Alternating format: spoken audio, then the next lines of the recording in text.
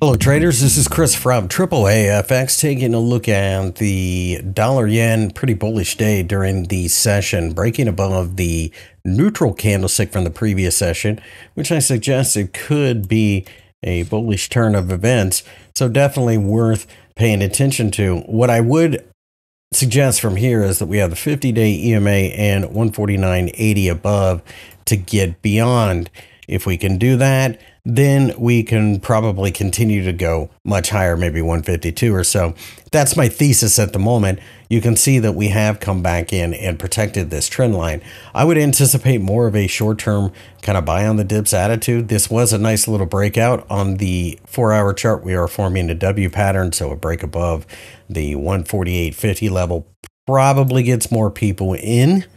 Interest rate differential continues to get you paid at the end of the day, so that makes quite a bit of sense as well.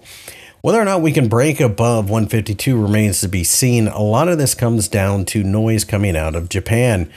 The bond market in Japan was a little more subdued overnight, so perhaps the market took that as a sign of all normal. Size of the candlestick does engulf the previous one, although we don't get engulfing candlesticks on the Forex charts.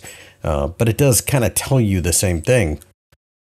Is this enough to create enough value for people to get involved? We'll have to wait and see. It basically tested the 38.2% fib from the previous surge higher.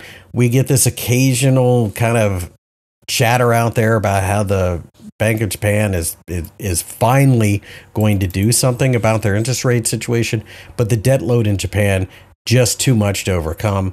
Looks like we are more or less where we need to be to see more upward pressure. This was evident in most yen pairs for the day. It wasn't just the dollar.